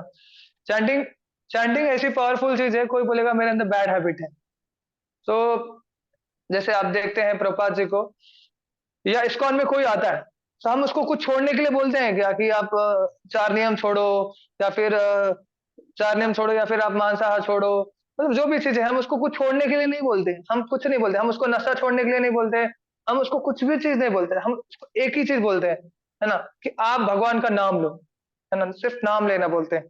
फिर वो नाम से क्या होता है, फिर ऑटोमेटिकली वो ड्रिंकिंग, स्मोकिंग और बहुत सारे बैड हैबिट ऑटोमेटिकली छूट जाता है उसकी लाइफ में। जो कृष्ण की ओर, कृष्ण के पास जाने के लिए बाधा है, वो सारी चीजें छोड़ देता है। कैसे? नाम, भगवान का नाम जप करने से। तो बोलते हैं ना कि किसी की लाइफ में बहुत सारे प्रॉब्लम है, उसके अंदर 1000 प्रॉब्लम्स हो तो कोई प्रॉब्लम नहीं है, 1000 प्रॉब्लम तो कोई प्रॉब्लम नहीं है। प्रॉब्लम क्या है कि वो एक चीज को एक्सेप्ट, एक गुड हैबिट को एक्सेप्ट नहीं करता है। क्या? राम नाम, यानी कृष्ण, चैंटिंग नहीं करता, सबसे मेन प्रॉब्लम वो है ना, क्योंकि चैंटिंग ही वो सारे 1000 प्रॉब्लम का सोल्यूशन है। वो सारे मतलब कितनी भी बुराइयां हो, लेकिन एक अच्छाई है कि नाम जब करता है वो सारी चीजों को वैनिश कर, सारी चीजों को साफ कर देता है ना। तो इसलिए चैंटिंग, रीडिंग, हियरिंग, चैंटिंग और सेवा।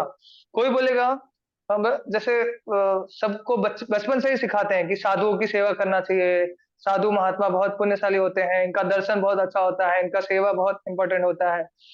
तो साधु, जब भी सेवा की बात आती है तो सिर्फ भगवान की नहीं, भगवान और उनके भक्तों की, दोनों की। क्योंकि भगवान डायरेक्ट नहीं आते हैं आपको माला देने के लिए कि ये लो फीडबैक है, ये फीडबैक है, आप लो जब करो। कौन, कोई ऐसा है आज तक धरती में जिसको कृष्ण डायरेक्ट आए और बोले लो मेरा नाम लो जब करो? कोई, पूरे स्क्रिप्चर्स उठा के देख लो, जितने भी पुराण हैं, शास्त्र, एक भी, किसी में एक में भी ऐसे नहीं मिलेगा कृष्ण डायरेक्ट आए और बोले ये लो मेरा नाम जप करो, ये लो भक्ति का प्रोसेस ऐसा होता है, ये लो ऐसा जप करो, शास्त्र में ऐसा लिखा है ऐसा करो। नहीं, कौन बताने आता है? डिवोटी। वो भक्त होता है जो हमारे पास होता है। इसलिए कहा गया शास्त्र में भगवान से भी बड़े उनके भक्त होते हैं, है ना। क्योंकि भगवान हमारे पास नहीं आते उनके पास ले जाने के लिए या फिर भक्ति भक्ति देने के लिए, उनका भक्त हमें भक्ति देता है। इसीलिए जब भी सेवा का मामला आता है या सेवा आता है तो सिर्फ भगवान नहीं, उनके भक्त भी होते हैं। इसलिए कहीं कहीं पे देखोगे कि भक्त का वर्शिप किया जाता है, बोला जाता है भगवान का वर्शिप वर्शिप। जैसे खट्टू श्याम वृंदावन में जाते हैं तो लोग उनको भगवान समझते हैं, लेकिन भगवान नहीं, उनके भक्त हैं। सो वैसे ही भक्त का वर्शिप करना चाहिए। क्यों? क्योंकि वो भगवान ने उनको अपनी जगह दिया है। क्योंकि बगैर गुरु के भगवान नहीं मिल सकते, बगैर डिवोटी के भगवान नहीं मिल सकते। और डिवोशनल सर्विस देने वाला वो 1% होता है जो डिवोटी होता है। ऐसा है जो नाम जप करने वाला, जो भक्ति करने वाला नहीं है, वो देता है क्या नाम जप करने वाला? नहीं। इसीलिए सर्विस मतलब आता है, जैसे हम रीडिंग, हियरिंग, चैंटिंग, सेवा, सेवा में भक्त और भगवान दोनों होते हैं। और फिर इसमें बहुत सारी चीजें हैं, मतलब इसके ऊपर बोले ना तो 1 घंटे का क्लास हो सकता है कि भक्त के साथ जाते हैं, सेवा करते हैं तो भक्त के अंदर प्रॉब्लम दिखाई देता है, ये उसके अंदर ये बैड हैबिट है, उसको ढंग से बात करना नहीं आता है, वो अपना स्वार्थी है, वो धन के लिए देखता है, वो अपने सेवा के लिए देखता है। अरे आप डिवोटी मतलब क्या होता है? भक्त। उसको आप जीवन में अहमियत क्यों दिए हो? क्योंकि उसने आपको डिवोशनल दिया है। तो अब डिवोशनल देखने के बजाय आप उसके अंदर बैड हैबिट क्यों देख रहे हो? मतलब उसके अंदर ये कि भाई वो अपना मतलब देख रहा है, वो उसका टंग अच्छा नहीं, ये नहीं अच्छा है, वो नहीं अच्छा है। उस एक अच्छे चीज ने, उसके एक अच्छे एटीट्यूड ने, उसके एक अच्छे सेवा ने आपको भक्त बना दिया। और आप अभी भी, मतलब बोलते हैं ना, एक जगह अच्छी चीज है, एक जगह गलत चीज है, फिर भी आप बार बार गलत चीजें ही जा रहे हो सुगंध सूंघने के लिए, है ना। और अच्छी चीजें बजाय, अच्छी चीजें खाने के बजाय आप बार बार गलत चीजें ही खा रहे हो, बोल रहे हो ये चीज अच्छा नहीं है, गलत चीजें खा रहे हो, इसमें कोई टेस्ट नहीं है। अरे अच्छी चीजें भी है उसके अंदर, जाके देखो। और आप बुरे चीजें देखोगे तो कभी आप भक्त को भक्त ही नहीं समझोगे, उसको रिस्पेक्ट ही नहीं करोगे। और जब कोई रिस्पेक्ट नहीं करता है ना, तो डिवोटी लोगों का रिस्पेक्ट नहीं करता, समझो भगवान का रिस्पेक्ट नहीं करता। कोई बोलता है ना कि मैं भगवान का रिस्पेक्ट करता हूँ लेकिन भक्त का नहीं, तो इसका मतलब वो झूठ बोल रहा है, ढोंगी है ना। उसकी कैपेसिटी नहीं है भगवान की रिस्पेक्ट करने की, है ना। उसके लिए विशाल हृदय चाहिए। और नहीं है तो फिर गलती भी करता है तो इट्स ओके, आप जाके माफी मांगे क्या? नहीं। तो ये सारी चीजें लाइफ में ट्रबल आती हैं। मतलब इसके ऊपर सेवा के रिगार्डिंग चर्चा करेंगे ना, बहुत लंबा चौड़ा जाएगा। और मैं माफी चाहता हूँ, समय ना एक्सटेंड हो गया है, 8-7 हो गया है। इसके लिए यहाँ पे एंड करते हैं। तो यही है, रीडिंग, हियरिंग, चैंटिंग, सेवा, ये 4 चीजें मोस्ट इंपॉर्टेंट चीजें हैं। अगर कोई इसे ये चीजें करता है तो डेफिनेटली वो गोलोक वृंदावन जाएगा। है ना। इसलिए यहाँ पे जितने भी पासपोर्ट बनते हैं उसमें 4 चीजें भरी जाती है, रीडिंग, हियरिंग, चैंटिंग, सेवा। किसी को अगर धरती पे रहते हुए भी एक देवता जैसे जीवन जीना है या फिर ब्लेसफुल लाइफ जीना है, तो आप ये चारों चीजें कंटिन्यू करके देखो। सेवा की वजह से आपका चैंटिंग अच्छा होगा, चैंटिंग की वजह से आपका रीडिंग, आपको अंडरस्टैंडिंग, मतलब देखो बहुत सारे ऐसे लोग होते हैं, रीडिंग सब लोग करते हैं लेकिन अंडरस्टैंडिंग उनकी नहीं होती, समझ में नहीं आता। मैं खुद कितने बार कितने लोगों को भगवत गीता बांट के आया हूँ, लोग पूरा भगवत गीता पढ़ लेते हैं, उनको समझ में नहीं आता। अरे कितने सारे ऐसे बाबा जी लोग हैं जो भगवत गीता उन्होंने लिखा है, और उनके डिसेबल आके बोलते हैं कि प्रभुपाद जी का भगवत गीता पढ़ने पे समझ में आता है कि जो उनका, जैसे अभी हमने जो चर्चा किया ना, आप ये परपट में मिलेगा आपको, ये जो प्रभुपाद जी जैसे नेवर टेक बर्थ अगेन, ये कैसे होगा, ये अनुवाद को प्रभुपाद जी ने तात्पर्य में अच्छे से समझाया है। देखिए कुछ लोगों को इतने बड़े हो गए, मतलब कहने मतलब ये इतने, वो उनको हायर पदवी मिल गया है लेकिन उनको भगवत गीता समझ में नहीं आया, उनका ट्रांसलेशन कुछ और है और परपट कुछ और है। ट्रांसलेशन में बताया है कि कृष्ण को भोग लगाना चाहिए, परपट में कि हाँ कुछ चीजें नहीं करना चाहिए, मतलब उसमें कहीं मेंशन ही नहीं है कि भगवान को भोग लगाना है, भोग लगाना क्या होता है, भक्त और अभक्त कुछ है ही नहीं। मतलब यहाँ आम बताया है तो वहां पे इमली है, मतलब उसका अपोजिट साइज वर्ड है, उसमें उसका कुछ परपट में मेंशन ही नहीं है, उसको कुछ एक्सप्लेन ही नहीं किया है परपट में। सो बहुत लोगों को रीडिंग समझ में नहीं आता, अंडरस्टैंडिंग ही नहीं है। वो कैसे आता है अंडरस्टैंडिंग, जब आप सेवा करते हो, सेवा से आपका चैंटिंग अच्छा होता है, चैंटिंग अच्छा होता है तो आपको रीडिंग अच्छा, रीडिंग में आपको अंडरस्टैंडिंग डेवलप होता है, माइंड अच्छा होता है, इसलिए बोलते हैं मेडिटेशन, इससे आपका माइंड अच्छा होता है। फिर जब आप रीडिंग अच्छा करते हो तो आपका हियरिंग जो है, एक एक चीजें आपको बहुत, आपकी लाइफ को जीने के लिए सबसे सिंपल और इजी बना देता है हियरिंग, है ना, कैसे एक्ट करना है, क्योंकि आप बुक से क्वेश्चन नहीं कर सकते, बुक में एग्जैक्टली नहीं, लेकिन उदाहरण ज्यादा मतलब नहीं मिलेंगे आपके करंट लाइफ के, लेकिन आप जब क्लास सुनते हो तो उसमें करंट लाइफ के उदाहरण मिलते हैं, आपको सिंपल हो जाता है।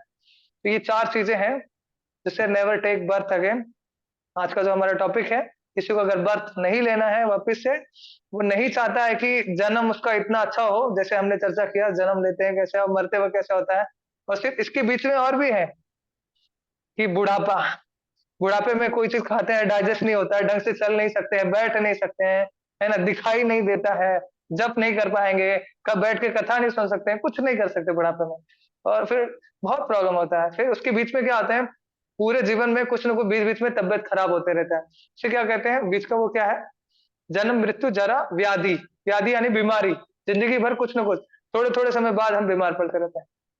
तो ये प्रॉब्लम सॉल्व करने के लिए 4 फार्मूला है, रीडिंग, हियरिंग, चैंटिंग, सेवा, है ना। तो मैं यहाँ पे एंड करता हूँ। हरे कृष्णा, जगत गुरु श्रील प्रभुपाद की जय। Hare Krishna, thank you so much प्रभु। ये बहुत ही नॉर्मल बात है, हम रोज सुनते हैं, पर आज फिर से सुने, और इट्स काइंड ऑफ हमें फिर से याद कराना होता है कि भाई ये करो, बहुत इजी है, बहुत इजी है, करना चाहिए। आप जैसे बताए कि कर्मा कर्मा विकर्मा, तो हम तो वो चीज करते ही है, सिर्फ यही है कि जैसे ये गौरव शर्मा प्रभु बताया कि कृष्णा को सेंटर में रखना है, बहुत ही आसान है। तो थैंक यू सो मच प्रभु, फिर से याद दिलाने के लिए और इतने अच्छे से एक्सप्लेन करने के लिए, thank you so very much. अभी थैंक यू मैं मुझे सबको अपॉर्चुनिटी देने के लिए, कृष्ण के बारे में ऐसे ग्लोरीज करने के लिए, गुड टॉपिक चर्चा डिस्कस करने के लिए। Thank you to Ramchandra Prabhu and Ram Tulsi Prabhu for giving me an opportunity to host you. Thank you so much. तो अभी हम ये फ्लोर ओपन करते हैं, अगर किसी को कुछ क्वेश्चन है तो पूछ सकते हैं। तो आप में से किसी को कुछ भी क्वेश्चन है तो प्लीज आप चैट में लिख सकते हैं या अनम्यूट करके प्रभु को क्वेश्चन पूछ सकते हैं।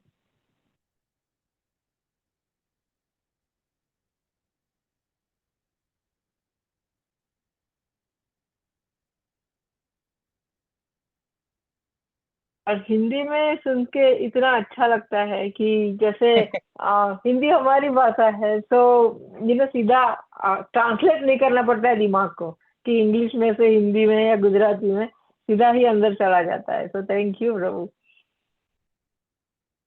सॉरी किसी को मुझे क्वेश्चन मतलब है? इतना इंग्लिश में मैं नहीं बोला, किसी को नहीं कुछ समझा हो तो, उनकी सेवा नहीं हो पाई हो तो उनसे माफी चाहता हूँ। Which नहीं other प्रभु, verse बहुत ही अच्छे did से। you discuss tonight, प्रभु जी?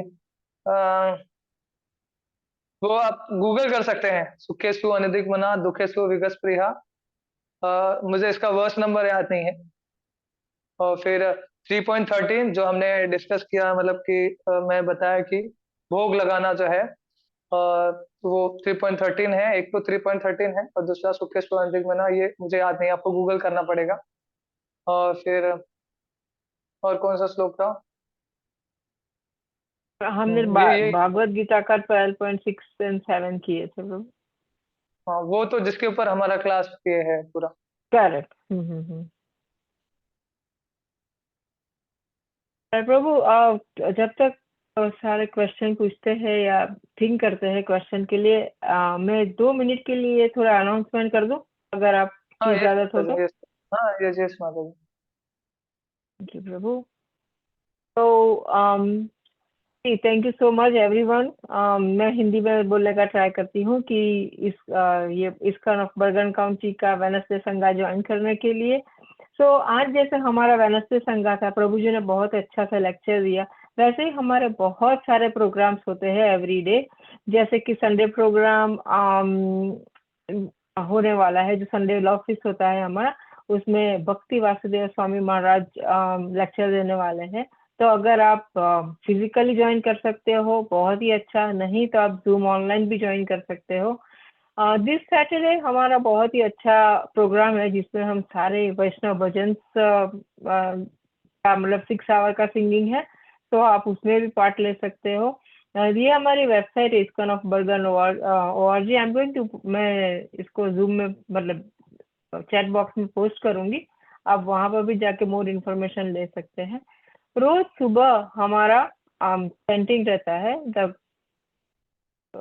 जपा सेशन, तो आप उसमें भी ज्वाइन कर सकते हो। एवरी मॉर्निंग फ्रॉम 6 to 8, 6 बजे से लेके 8 बजे ईस्टर्न टाइम, मतलब यूएस का सुबह का टाइम होता है, वहां आप ज्वाइन कर सकते हो।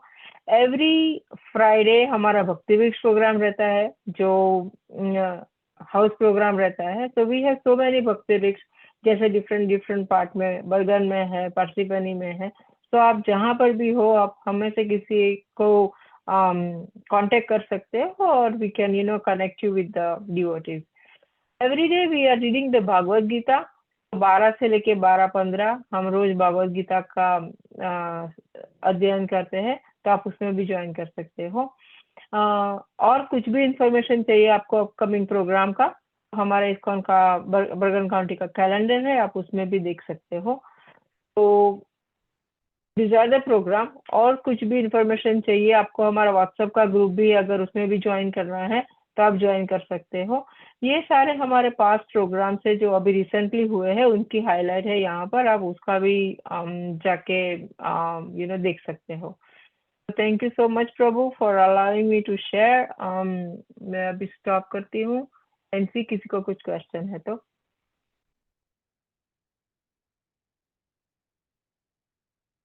गौरव प्रभु का क्वेश्चन है, एनीवेयर भगवान को भोग कैसे लगाना चाहिए, व्हाट इज द कॉन्सिक्वेंसेस, क्या पूछ रहे हैं प्रभु? प्रेयर करके, जैसे एक छोटा बच्चा है तो उसे हम कैसे खिलाते हैं, उसको उसकी ग्लोरीज करके, उसको रिक्वेस्ट करके, है ना। तो वैसे ही कृष्ण का भी सिंपल है। जस्ट हमें कुछ भी चीज ऑफर करते हैं तो सबसे पहले गुरु गुरु बिकॉज जैसे मैंने कहा, तो गुरु को हम सबसे पहले ऑफर करते हैं। मतलब ऑफर नहीं, गुरु को हम ऑफर कभी नहीं करते, क्योंकि गुरु या वैष्णव वो जो होते हैं वो इतने प्योर प्योर सोल होते हैं, जिनके जरिए उनका परमिशन लेते हैं। तो सबसे पहले गुरु, या जैसे प्रभुपाद जी हैं, तो उनका प्रणाम मंत्र सबको मालूम होगा, है ना। नमो विष्णुपादाय कृष्ण कृष्णाय भूतले श्रीमदे भक्ति वेदांत स्वामी इति नामिने।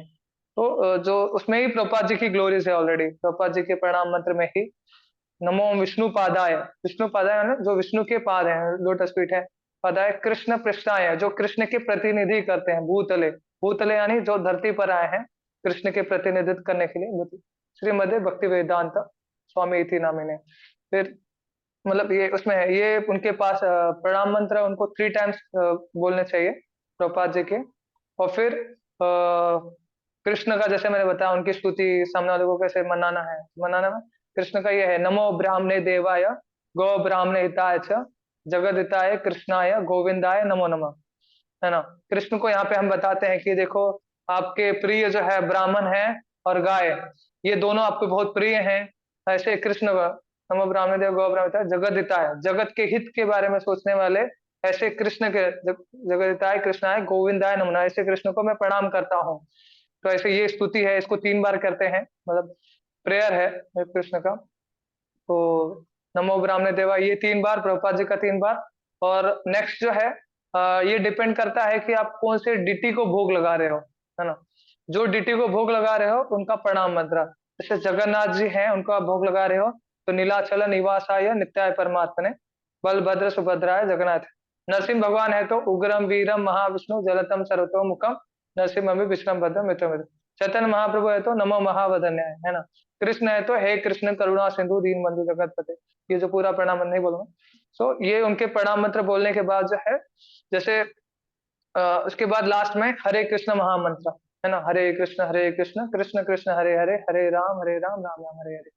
तो गुरु का प्रणाम मंत्र 3 बार, फिर नमो ब्राह्मण देवाय 3 बार, फिर जो डिट्टी का भोग लगा रहे हो वो 3 बार, और फिर हरे कृष्ण महामंत्र 3 बार। ऐसे बोल के आप उसके बाद रिक्वेस्ट कर सकते हैं कि मैं तो अभी डिवोशनल सर्विस स्टार्ट किया हूँ, कुछ ही साल हुए हैं, जस्ट वो भी आपके भक्तों की कृपा से, तो मैं बहुत नया हूँ और मैं इस लायक नहीं हूँ, मेरे इस जन्म में ही मैंने इतने बैड कर्मास किए हैं, बैड हैबिट है कि कोई मतलब अच्छे लोग मुझे पसंद नहीं करेंगे, मतलब आपके इस लायक नहीं, आपके तो इतने शुद्ध भक्त लोग हैं, आपको इतने ज्यादा प्रेम करने वाले लोग हैं, मैं तो कुछ प्रेम नहीं करता हूँ, मतलब आपके मेरे हृदय में तो आपके लिए प्रेम भी डेवलप नहीं है, फिर भी मैं प्रयास कर रहा हूँ कि आपसे वो हो, इसलिए आप रिक्वेस्ट है कि प्लीज आप इसे एक्सेप्ट कर लीजिए। ऐसे इस भाव से आप भोग लगा सकते हैं, मतलब ऐसा प्रे कर सकते हो। ये तो मैंने अपना बताया है, आप अपने तरीके से आपका भाव से आप कृष्ण को कर सकते हैं, क्योंकि आपका और कृष्ण का रिलेशन अलग है, मेरा और कृष्ण का मतलब सबका अलग अलग मूड होता है, तो आप अपने उसे कर सकते हैं प्रेयर करके, फिर वहां से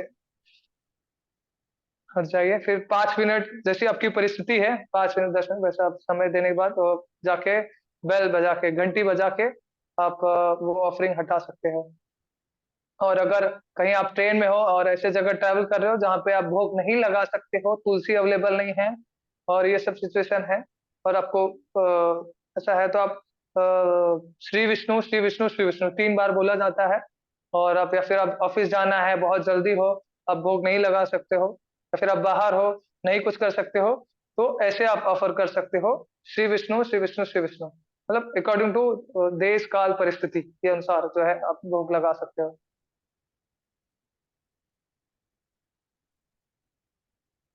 Thank you, Prabhu. Gaurav Prabhu, hope this answer your question. और मैंने एक लिंक भी पोस्ट की है ISKCON ऑफ डिजायर ट्री से, लाइक आप कैसे भोगा ऑफरिंग कर सकते हैं, जो प्रभु ने बताया उसके साथ साथ आप ये भी पढ़ सकते हो। Thank you. और किसी का कुछ क्वेश्चन है?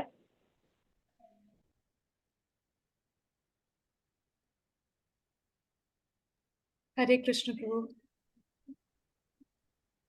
Thank you for a wonderful class प्रभु। प्रभु क्योंकि भोगा ऑफरिंग की बात चल रही है तो एक प्रश्न है कि अगर तुलसी महारानी अवेलेबल नहीं है, जैसे ठंड के समय में यहाँ थोड़ी सी दिक्कत होती है, तो तुलसी महारानी के पत्ते थोड़े कम आते हैं, तो क्या मना निवेदन कर सकते हैं प्रभु तुलसी महारानी जी का? मैंने जैसे बताया कि सिद्धांत क्या है कि भगवान को भोग लगाना चाहिए, है ना। अब भोग कैसे लगाना चाहिए सामने वाले की परिस्थिति के ऊपर निर्भर करता है, देश काल परिस्थिति। अभी ठंडी का मौसम है तो पत्ते सारे झड़ जाते हैं, तो अगर पत्ते हैं तो अच्छी बात है, और कोई ऑप्शन ही नहीं है हमारे पास तो हम क्या कर सकते हैं, कुछ नहीं कर सकते हैं। अगर है ये भी एक चीज है कि सिंसियरिटी मैटर करता है, हमें पहले सर्च करना चाहिए तुलसी का पत्ता जो है कहीं दुकान में फूल वाले के पास, और फिर भी नहीं मिल रहा है तो हमारे पास कोई ऑप्शन नहीं है, हम one and only Shri Vishnu Shri Vishnu Shri Vishnu बोल के भोग लगा सकते हैं, क्योंकि उसके पास हमारे पास there is no other way, है ना। तो इसके लिए सिंपल ये है, हमें ऐसे ही करना होगा। Thank you Prabhu, thank you so much. जब भी हम डीटीवी वर्शिप Thank you, करते हैं प्रभु। अंदर, तो जैसे जो अल्टर में विग्रहों की सेवा करते होंगे उनको मालूम होगा कि हम, क्योंकि कम समय होता है उसमें, जैसे प्रभुपाद जी ने शेड्यूल किया, जैसे मैं जुहू में रहता हूँ, जुहू के जो गौर निताय है, राधा राज बिहारी है, सीताराम जी है, उनको भोग लगाना है, तो कम समय में जैसे प्रभुपाद जी ने बताया हमें तो वैसे फॉलो करना है, तो हम मन में ही बहुत बार भोग लगाते हैं। और छोटी डिश, वो शालीग्राम को तो कंपलसरी है, लेकिन जो छोटी डिश है तो वैसा हम करते हैं, तो वैसे ही श्री विष्णु कुछ वैसे ही है।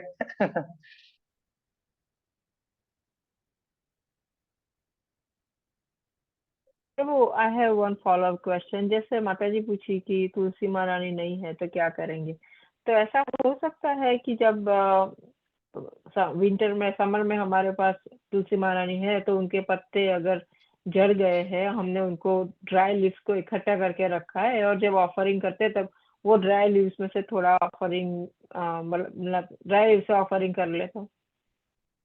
हाँ, इसलिए मैंने पहले क्या कहा, मैंने इसलिए पहले क्या कहा, सिंसियरिटी मैटर करता है। पहले तो हमें है ना फुल, मतलब क्या कहते हैं ना, एडी से चोटी तक बल लगा के ट्राई करना चाहिए, फिर नहीं हुआ तो कोई ऑप्शन नहीं। तो जो एडी से चोटी बल लगाने का मतलब क्या है कि हमारा 100% प्रयास रहना चाहिए कि हमें मिलना ही चाहिए, हम वही करना चाहिए जो मेन स्टैंडर्ड वो। फिर नहीं है तो कृष्ण को भी मालूम है कैसी सिचुएशन है, और हमें भी मालूम है कि कैसी सिचुएशन है। कृष्ण कहीं बाहर तो है नहीं, अंदर ही है, हृदय में ही है, तो उनको मालूम है कि हमारी परिस्थिति क्या है, वो अंडरस्टैंड करते हैं, वो समझते हैं, इसलिए वो क्या करें। लेकिन अगर आपके पास, जैसे माता जी ने कितना अच्छा आइडिया बताया कि पहले से वो स्टोर करके रखे, जो तुलसी के पत्ते झड़ते हैं उसे संभाल के रखे, तो और तुलसी का पत्ता तो ऐसा है कि आप एक बार भोग लगाए, भोग लगाने के बाद वही पत्ता जो है, जैसे भोग लगाने के बाद वो पत्ता निकाल लो, फिर वापस भोग किसी को मिलाना है मिला लो, जैसे नहीं तो वो पत्ता वापस से नए, वापस से कुछ ऑफरिंग करना है, वही पत्ता वापस से उसमें लगा के आप भोग लगा सकते हो। और तुलसी तो मैंने जैसे पढ़ा है कि कोई मन में भी स्मरण करता है तुलसी का तो फल मिलता है, कोई नकली भी पौधा है तुलसी का और उसको भी वर्शिप करता है तो ओरिजिनल पौधे को स्मरण, मतलब वर्शिप करने का फल मिलता है। सो उनका स्मरण करना, या नकली भी पौधा है जो मैंने पढ़ा है।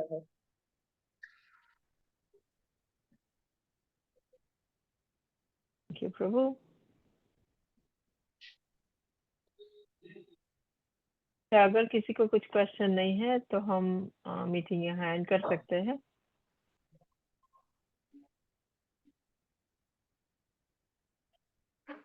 किसी को क्वेश्चन नहीं? नहीं प्रभु, कोई क्वेश्चन नहीं है अभी। तो थैंक यू आप सो सभी का वेरी थैंक मच यू, बहुत प्रभु। बहुत धन्यवाद।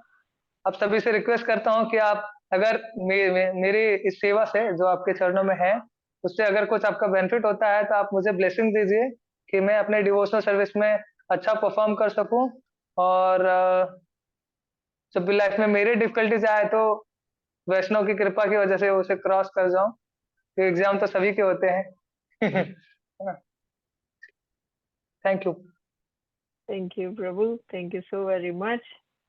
So we'll end this meeting with Panchakalpatarru, and again I would like to thank you so very much Prabhu. All right, thank you. वाञ्छाकल्पतरुभ्यश्च कृपासिन्धुभ्य एव च पतितानां पावनेभ्यो वैष्णवेभ्यो नमो नमः। नमो नमः। नंदकोटि हरे वैष्णव वृंद की कृष्णा, जय, वैष्णव वृंद की जय। प्रभुपाद की जय। Hare Hare Krishna. Hare Hare Krishna, Radhe Krishna. Radhe. Thank you Prabhu, thank you everyone. Hari बोल। राधे राधे।